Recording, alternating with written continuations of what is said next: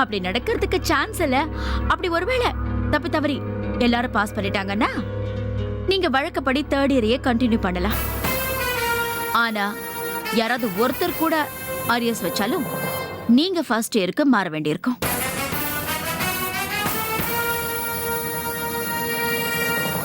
என்ன மாதவி, சவாலை ஏத்துக்கிறீங்களா?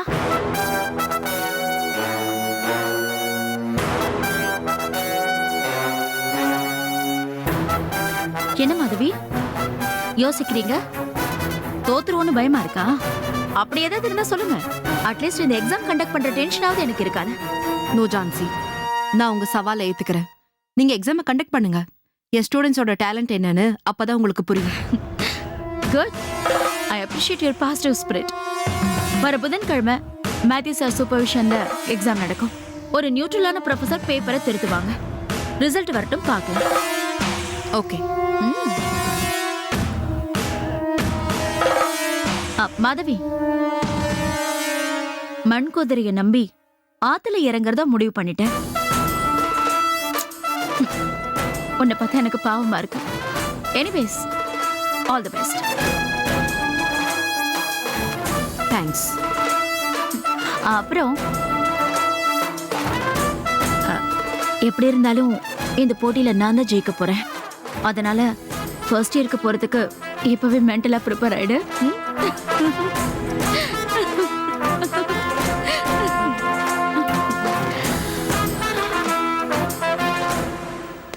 இன்னைக்கு பேப்பர் படிச்சீங்களா சார்? மும்பைல பெரிய தாதாவை என்கவுண்டர்ல போட்டு தள்ளிட்டாங்களாமே. நானும் அந்த செய்தியை படிச்சேன். செத்து போனவன் தாதா இல்ல, சோசியல் ஒர்க்கர். அந்த இன்ஸ்பெக்டருக்கும் அவனுக்கும் ஆகல போல இருக்கு. அதுதான் தாதான்னு முத்திர குத்தி போட்டு தள்ளிட்டான். இதுக்கு பின்னாடி இப்படி ஒரு கதை இருக்கா? எனக்கு தெரியாம போச்சே சார். எல்லா என்கவுண்டருக்கு பின்னாலையும் வெளியே வராத ஒரு கதை இருக்கியா. சம்பந்தப்பட்ட ஆபீசருக்கு மட்டும் தான் அது தெரியும்.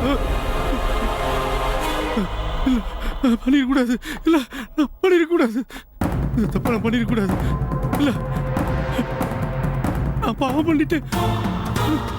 இல்ல பாவம் பண்ணனா உயிரோட இருக்கக்கூடாது, அவனை சுட்டு இருக்க கூடாது. நான் தான் சுட்டுக்கிட்டு செத்து போயிருக்கணும். என்ன உளறான் சார்? நீங்க புதுசா வந்திருக்க எஸ்ஐ சார், உங்களுக்கு ஒண்ணும் தெரியாது சார். இவன் எப்பவும் உடகிட்டே இருப்பான் சார். அவன் லூசு பையன் சார். சும்மா வேடிக்கை பாருங்க சார். நான் பெரிய பாவம் பண்ணிட்டேன். நான் வாழ தகுதி இல்லாதவன். சாகணும், சாகணும், இப்பவே இப்பவே சாகணும், இப்பவே சாகணும்.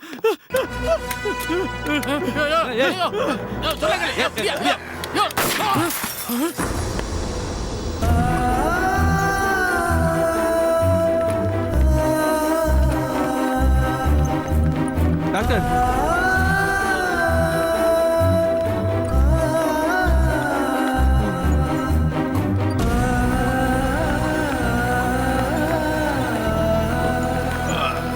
என்னாச்சு சார்? குண்டடி பட்டுருச்சு. நீங்க எல்லாரும் இங்கே இருக்க.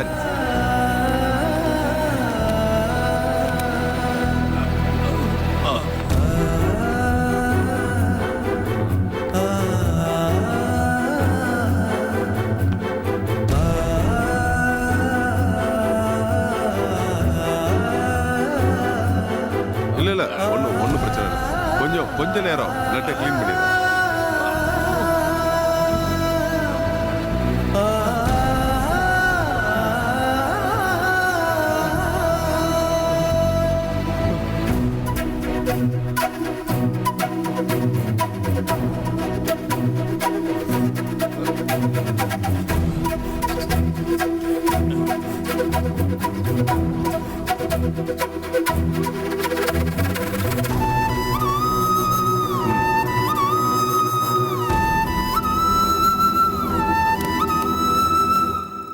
சார், எலும்புல ஒன்றும் அடிபடலையே.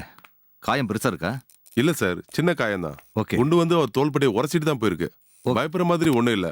Okay sir. அவர் ஒரு 2 நாள் இங்க இருந்து ட்ரீட்மெண்ட் எடுத்துட்டா எல்லாம் சரியா போயிடும். Okay sir, thank you sir. சரி, நீங்க போய் பாருங்க. சரிங்க சார், இருங்க பார்த்து வந்துடுறேன்.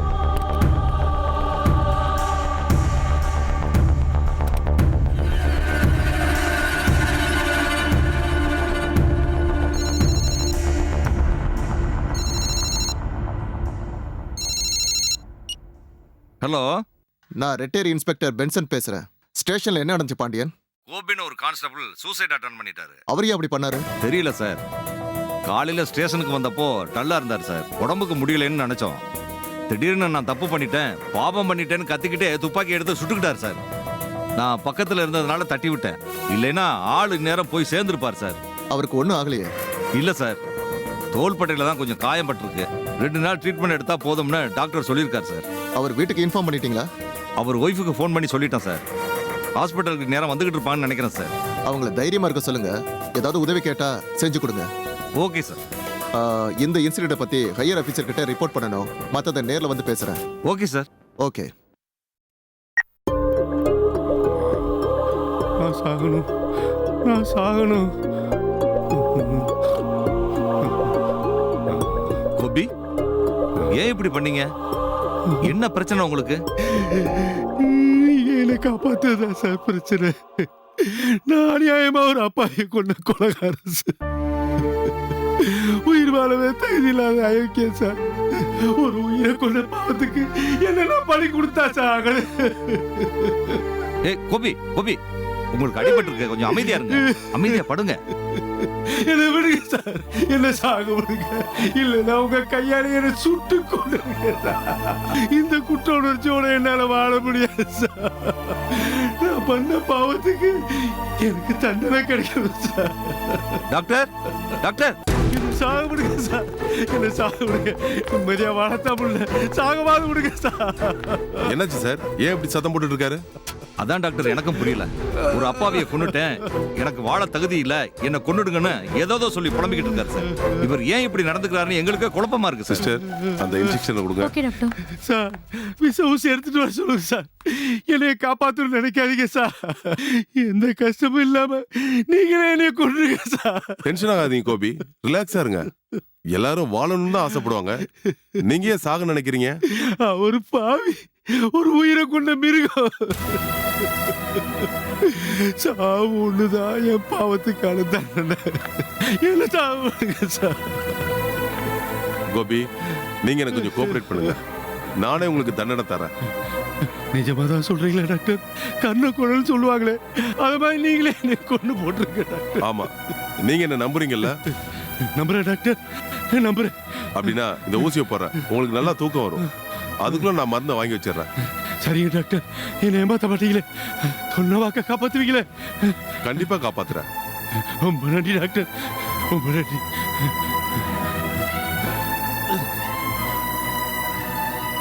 சார், ஒரு நிமிஷம் வெளியில வாங்க.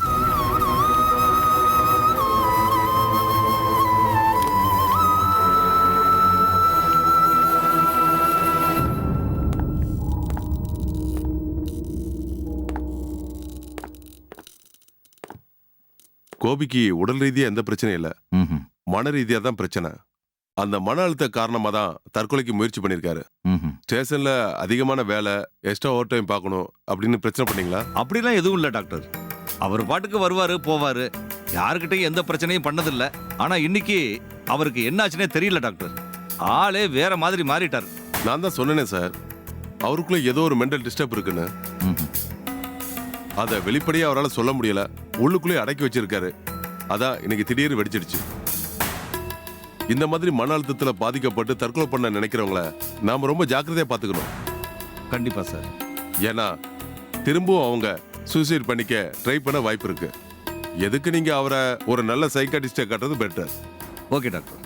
நம்ம ஹாஸ்பிட்டல்ல கூட ரெகுலரா ஒரு சைக்காட்டிஸ்ட் வராரு. வேணும்னா அவங்க கிட்ட கூட கன்சல்ட் பண்ணுங்க. நானும் அவங்க கிட்ட போன்ல பேசுறேன். Thank you doctor. Okay sir.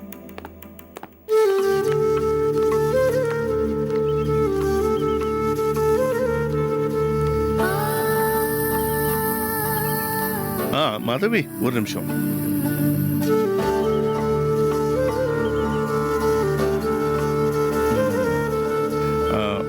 Madhavi, விஷயத்தை நீ கேள்விப்பட்டிருப்பேன்னு நினைக்கிறேம்மா. ஒன்னு ஹெச்ஓடி ஆக்கணும்னு தான் நான் மேக்ஸிமம் ட்ரை பண்ணேன். மேனேஜ்மெண்ட் கிட்டேயும் நான் பேசினேன். ஆனா என் வார்த்தை என்னாலே காப்பாற்ற முடியாம போயிடுச்சு. I'm extremely sorry Madhavi. எனக்கு அதுல எந்த வருத்தமும் இல்ல சார். ஜான்சி ஹெச்ஓடி ஆனதுதான் நியாயம். அதுக்காக நான் நிஜமாவே சந்தோஷப்படுறேன். எனக்காக பேச போய் இப்ப நீங்க தான் டிஸ்டர்ப் ஆயிட்டீங்க. அதான் சார் எனக்கு கஷ்டமா இருக்கு. இல்ல மாதவி, சான்ஸை விட நீதான் அந்த போஸ்டுக்கு தகுதியான ஆள். ஆனா மேனேஜ்மெண்டால ஏன் அதை புரிஞ்சுக்க முடியலன்னு எனக்கு சத்தியமா தெரியல. பிராங்கா சொல்றேன், நான் ரொம்ப அப்செட்டா இருக்கேன். இதுல டிஸ்டர்ப் ஆகுறதுக்கு என்ன சார் இருக்கு? ஹெச்ஓடி ஆனத ஜான்சி பெரிய வெற்றியா கொண்டாடலாம். ஆனா அத நம்மளோட தோல்வியா ஏன் நாம நினைக்கணும்?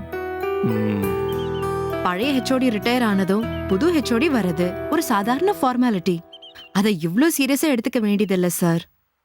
நீ சொல்றது கரெக்ட் தான் Madhavi, I don't deny it. ஆனா ஹெச்ஓடிங்கிற அந்த பவரை ஜான்சி முதல் நாளே மிஸ்யூஸ் பண்ண ஆரம்பிச்சிட்டாங்க. அது மட்டும் இல்ல, அவங்க நடத்த போற எக்ஸாமை பத்தி மேத்யூ என்கிட்ட ஏற்கனவே சொல்லிட்டாரு. ஒன்ன பழி வாங்கணுங்கிற ஒரே ஒரு நோக்கத்துக்காக தான் ஜான்சி இப்படி ஒரு பிளான் பண்ணி வச்சிருக்காங்க. It's ridiculous. சத்தியமா இந்த மாதிரி என்னால அலோவ் பண்ண முடியாது. நான் வேணும்னு அவங்களை கூப்பிட்டு ஒரு வாட்டி பேசி பார்க்கட்டா? வேண்டாம் சார். ஏன்? அந்த எக்ஸாம் நடக்கட்டும். என் ஸ்டூடெண்ட்ஸ் மேல எனக்கு நம்பிக்கை இருக்கு. அவங்க என் பேரை கண்டிப்பா காப்பாத்துவாங்க. ஏன்னா சார் ப்ளீஸ். ஜான்சி என்ன பத்தியும் என் ஸ்டூடெண்ட்ஸை பத்தியும் ரொம்ப மட்டமா நினைக்கிறாங்க. அவங்க நினைப்பு தப்புன்னு நான் ப்ரூவ் பண்ணணும். இந்த எக்ஸாம் மூலமா அவங்க என்ன பழி வாங்கணும்னு பாக்குறாங்க. நான் அவங்களுக்கு பாடம் சொல்லி கொடுக்கணும்னு ஆசைப்படுறேன். சரிம்மா, நீ என்ன முடிவு எடுத்தாலும் அது சரியா தான் இருக்கும்னு எனக்கு தெரியும். இந்த சோதனையில நீ நிச்சயம் ஜெயிக்கணும். அதுக்கு என்னோட வாழ்த்துக்கள் எப்பவுமே உனக்கு உண்டு. ஓகே?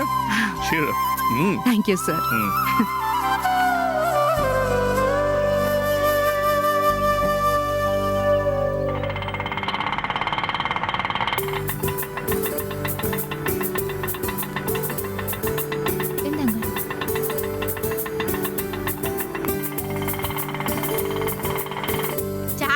தெரியாத சக்காலத்தி கொய்யா மரத்துல ஏறி உய்யா உய்யானாலாம். நான் அந்த பக்கமா வந்துட்டு இருக்கும்போது அந்த மரக்கடைக்காரன் பொண்டாட்டி என்னைய பார்த்து சொல்றான், ஏண்டி பாழகொட்டை பண்ணி உனக்கு ஊர்ல மேயறதுக்கு ஒண்ணும் கிடைக்கலன்னு என் வீட்டுல இருந்து வாய் வைக்கிறியாங்கறா உனக்கு. அக்கா அக்கா இது ஒரு வில்லங்க வீடு தேடி வந்திருக்கு. அக்கா எச்சிக்கு வச்சுமி. ஆமா, நீ இந்த ஊதுபத்தி விக்கிறவ தானே? அது என்ன நடு வீட்டுக்குள்ள நீ பாட்டுக்கு வந்து சத்தமா நிக்கிற? அக்கா நொக்கான்னு கூப்பிட்டு இருக்கிய, வாசல்ல போய் நிக்கணும். அங்க காலிங் பெல்லுன்னு ஒண்ணு தொங்க விட்டுருக்கேன் பாத்தியா? அத பிடிச்சு அப்படி ஒரு அழுத்தினா அது ஒரு சத்தம் கொடுக்கும். நான் வந்து கதவை திறந்து நின்னா ஏனிய பார்த்து மேடம்னு கூப்பிடணும். அதனை நீ பாட்டு வந்து நின்னுட்டு நொக்கா நொக்காங்கறியா? உங்களுக்கு எல்லாம் கொஞ்சம் திமிரு ஜாஸ்தி தாண்டி. நீங்க யாரு? என்னது நீங்க யாரா? ஏண்டி ஒருத்தவங்கிட்ட கேள்வி கேட்கறதுக்கு முன்னாடி ஏன் கேட்கறோம், எதுக்கு கேட்கறோம், உங்க தண்டை என்ன, தகுதி என்ன, தராதரம் என்ன, அந்தஸ்து என்னன்னு தெரிஞ்சுட்டு கேட்க மாட்டியா? ஐயோ, என்னைய பார்த்து யாரும் கேட்டுட்டாலே. ஏண்டி இதெல்லாம் யோசிச்சு கேட்க மாட்டேன். உனக்கு இந்த வீட்டுல இடம் கிடையாது. முதல்ல வெளியில போ. இங்க மாதவி அக்கா இல்லையா? மாதவி அக்காவா? அவி என்ன உன் கூட பிறந்தவியலா? இல்ல, நான் அவங்களுக்கு தங்கச்சி முறை வேணும். அது என்ன எனக்கு தெரியாத தொங்காச்சு முறை புதுசா முளைச்சு வந்திருக்கு. நான் கீர்த்தனா, ரவியோட வைஃப். ஐயோ, ரவி சார் வைஃபா? நீங்க உட்காருங்க. ஐயோ, துப்பி மேல, ஐயோ எல்லாம் மேல தடவி விட்டுட்டனே. இது உங்க வீடு மாதிரி. ஏதாவது கூலா குடிக்கிறீங்களா? Juice, Kallis, போனிட்டா, coffee, tea, apple juice போட்டு வந்து குடுக்கட்டுமா? இல்லை, அதெல்லாம் வேண்டாம். ஐயோ, அப்படிலாம் சொல்லக்கூடாது. இது உங்க வீடு. நீங்க என்கிட்ட காலால சொல்ற வேலையை நான் கையால செஞ்சு முடிச்சு விடுவேன். ஏதாவது கேளுங்க. இல்லை, அதெல்லாம் ஒண்ணும் வேண்டாம். மாதவி அக்கா இல்லையா? ஐயோ, அப்படி என்னமா கேட்டுவிட்டேன். நீங்க என்ன விஷயமா வந்திருக்கீன்னு தெரிஞ்சுக்கலாமா? அக்காவை பார்த்துட்டு போலான்னு வந்தேன். அக்காவை பார்த்துட்டு போலான்னு வந்தியலா, இல்லனா அக்காட்ட சண்டை போட்டுட்டு போலான்னு வந்தியலா? நான் ஏன் என் அக்கா கிட்ட சண்டை போட போறேன்? அக்காவுக்கு நல்லபடியா பிரசவம் ஆகணும்னு கோயிலுக்கு போய் வேண்டிட்டு வந்தேன். அந்த பிரசாதத்தை கொடுத்துட்டு போலான்னு வந்தேன். அம்மாவுக்கு கொடுக்கணும்னா பிரசாதத்தை கொண்டு வந்திய? நான் தான் தப்பா நினைச்சிட்டேன். நம்ம அம்மாவை பத்தி தப்பா சொல்லி வச்சிருப்பாவ. அவிய கிட்ட சண்டை போடுறதுக்குன்னே நம்ம வீடு தேடி வந்துட்டியலோன்னு நினைச்சேன். சாரி. இப்பதானே முதல் முறையாக என்ன பாக்குறீங்க. சந்தேகம் வர்றது சகஜம்தான். அதுல தப்பு ஒன்றும் இல்லை. ரவி ஐயாவுக்கு ஏத்த மாதிரி மங்களகரமா நீங்க அமைஞ்சிருக்கிய. யாங்கன்னே பற்றும் போல இருக்கு. வீட்டுக்கு போனோன்னு நீங்க கண்டிப்பா திருச்சி சுத்தி பட்டுருங்க. என்ன நீங்க யாரு? என்னையத்தா செம்போன்னு சொல்லுவாவ. இந்த வீட்டுல பெருக்கிறதுல இருந்து துடைக்கிறதுல இருந்து துணி துவைக்கல இருந்து எல்லாம் நம்ம கண்ட்ரோல் தான். சொல்ல போனா ஆளினால் அழகுறான்னு நினைச்சுக்கோங்களேன். ஏம்மா, நான் ஒண்ணு கேட்டா நீங்க தப்பா எடுத்துக்க மாட்டியல? கேளுங்கள். இல்ல, ரவி சாரை பத்தி உங்களுக்கு எல்லாமே தெரியுமா? ஏன் அப்படி கேக்குறீங்க? இல்ல ஐயா இங்க அடிக்கடி வந்து போறதும் அம்மாவையும் ஐயாவையும் வச்சு தப்பு தப்பா எல்லாரும் பேசுறதும் உங்களுக்கு நல்லாவே தெரியும். அப்புறம் எப்படிம்மா எதுவுமே தெரியாத மாதிரி சாதாரணமா நடந்துக்கிறிய? உங்க மாமனாரும் மாமியாரும் உங்ககிட்ட எதுவும் சொல்லலையா? மாமா அத்தை மட்டும் இல்லை, இந்த உலகமே வேண்டான்னு சொன்னாலும் நான் என் அக்கா வீட்டுக்கு வந்து போய்கிட்டு தான் இருப்பேன். அதை யாராலும் தடுக்க முடியாது. என்னம்மா நீங்க புருஷன் குடிகாரனா இருந்தா கூட ஒரு பொண்ணு அட்ஜஸ்ட் பண்ணி குடும்பத்தை நடத்திவிடுவா. ஆனா தான் புருஷனுக்கு இன்னொரு பொண்ணோட தொடர்பு இருக்குன்னு தெரிஞ்சா அதை எந்த பொண்ணும் ஏத்துக்கிட மாட்டா. உடனே பெட்டி படிக்கையெல்லாம் தூக்கிட்டு அம்மா வீட்டுக்கு போயிருவா. நீங்க எப்படிமா இதை ஈஸியா எடுத்துக்கிறிய? நானும் சராசரி மனுஷிதானே. முதல்ல எனக்குள்ளும் சந்தேகம் வந்துச்சு. அவங்க 2 பேரையும் தப்பா நினைச்சேன். அப்புறம் மாதவி அக்காவை பார்த்து பேசின பிறகுதான் அவங்க 2 பேருக்குள்ள இருக்கிறது அம்மா புள்ள உறவுன்னு புரிஞ்சுக்கிட்டேன். உண்மை தெரிஞ்சதுக்கு அப்புறமும் சந்தேகப்பட்டால் அது பெரிய பாவம் இல்லையா? இந்த உண்மையை புரிஞ்சுக்கிடாதனால தானங்க ஊர்க்கரவியெல்லாம் அவிய 2 பேரும் போகும்போதும் வரும்போதும் கிண்டலா பாக்குறதும் கிண்டலா பேசுறதும் பண்ணிட்டு இருக்காவ. நீங்க அதை புரிஞ்சுக்கிட்டது எனக்கு ரொம்ப சந்தோஷமா இருக்குங்க. நம்ம அம்மு பாப்பாவோட என்னைய விட நம்ம ரவி ஐயா தான் அம்மா மேல ரொம்ப பாசமா இருக்காவ. அவரை புரிஞ்சுக்கிட்ட நீங்க அவியலுக்கு பொஞ்சாதி அமைஞ்சது எனக்கு ரொம்ப சந்தோஷமா இருக்கு. பாத்தியேன்னா எங்க அம்மா நல்லா இருக்கணும்னு அர்ச்சனை எல்லாம் பண்ணிட்டு வந்திருக்கிறத பாக்கும்போது உங்க நல்ல மனசு எனக்கு புரியுதுமா. நான் சொல்றேன், உங்க நல்ல மனசுக்கு நீங்க பிள்ளை குட்டியோட ரொம்ப நாள் சந்தோஷமா இருப்பிய பாருங்க. தேங்க்ஸ் செண்பகம். சரி, எனக்கு டைம் ஆயிடுச்சு. அத்தை வெயிட் பண்ணி கொண்டு இருப்பாங்க. நான் கிளம்புறேன். அக்கா வந்து இந்த பிரசாதத்தை நான் கொடுத்தேன் என்று கொடுத்துடுங்கள். இவ்வளவு தூரம் வந்திருக்கியா, என் கையால ஒரு காபி குடிக்காம போனா எப்படி? இருக்கட்டும் செண்பகம், கண்டிப்பாக இன்னொரு நாள் வரேன். சரியா? நான் வரேன். சரி, பார்த்து போயிட்டு வாங்க. என்ன? சரி. சக்கரை பொங்கல் கண்டிப்பா இருக்குமே அர்ச்சனை பைக்குள்ளார. சக்கரை பொங்கல் தான் இல்ல, தேங்காய் மிச்சம்.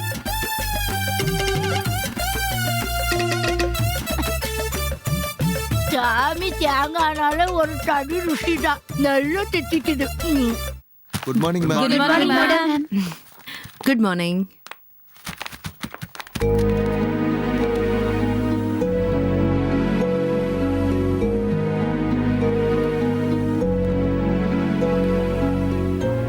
நான் இன்னைக்கு உங்களுக்கு பாடம் எடுக்க போறதில்ல. அதுக்கு பதிலா ஒரு குட்டி கதை சொல்லலான் இருக்கேன். விவேகானந்தர் மாதிரி ஒரு ஞானி முன்ன பின்ன தெரியாத ஒரு ஊருக்கு போயிருக்காரு. பக்கத்துல இருக்கிற ஊர்ல ஒரு அதிசயமான கோயில் இருக்குன்னு கேள்விப்பட்டிருக்காரு. அந்த கோயிலுக்கு போறதுக்கு 2 வழி இருந்துச்சாம். சுலபமான வழியில போனா கோயிலுக்கு போறதுக்கு லேட் ஆகும். அந்த வழியில எந்த சிக்கலும் ஆபத்தும் இல்ல. இன்னொரு வழியா போனா சீக்கிரம் போயிடலாம். ஆனா அதுல நிறைய ஆபத்துகளையும் சோதனைகளையும் சந்திக்க வேண்டியது இருக்கும்னு அவருக்கு தெரிஞ்சது. அந்த ஞானி கடினமான வழியையே செலக்ட் பண்ணாரு. எல்லாரும் ஏன்னு கேட்டாங்க. சாதாரண சூழ்நிலையில நமக்குள்ள என்ன சக்தி இருக்குங்கிறதே நமக்கு தெரியாம போயிடும். சோதனையான சவாலான சூழ்நிலையில இருக்கிறப்பதான் நாம் அதை கடந்து வரதுக்காக போராடுவோமா. அந்த போராட்டத்தாலதான் நமக்குள்ள எவ்வளவு திறமையும் சக்தியும் இருக்குன்னு நமக்கு தெரிய வரும்னு சொன்னாராம்.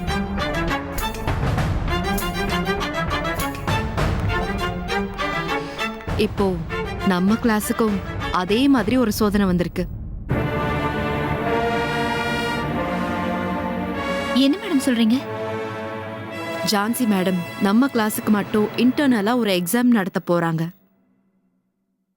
அதுல நீங்க எல்லாரும் பாஸ் பண்ணாதான் நான் இந்த கிளாஸ கண்டினியூ பண்ண முடியும். இல்லனா என்ன ஃபர்ஸ்ட் இயருக்கு மாத்திடுவாங்க. இது ரொம்ப அநியாயம் மேடம். எங்களால ஏத்துக்கவே முடியாது.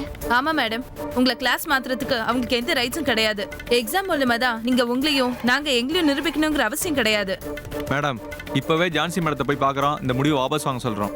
அவங்க அதுக்கு ஒத்துக்கலனா எல்லா ஸ்டூடெண்ட்ஸும் சேர்ந்து ஸ்ட்ரைக் பண்றோம். எதுக்கு எடுத்தாலும் போராட்டம் ஸ்ட்ரைக்குன்னு இறங்குறது ரொம்ப தப்பு அசோக். ஏற்கனவே நீங்க எனக்காக போராட போய் தான் இன்னைக்கு இந்த நிலைமைக்கு வந்திருக்கு. Sit down. என் மேல இருக்கிற பிரியத்தால தான் நீங்க எல்லாரும் கிளாஸ கட் பண்ணீங்க, பிரச்சனை பண்ணி என்ன திரும்பவும் இங்க கொண்டு வந்தீங்க. அதனால உங்க எல்லார் மேலயும் ஒரு தப்பான இமேஜ் விழுந்திருக்கு. உங்க யாருக்குமே படிப்புல அக்கறை இல்லைன்னு மத்த ப்ரொஃபசர்ஸ் நினைக்கிறாங்க. அந்த கெட்ட பேரை நாம தான் மாத்தி ஆகணும்.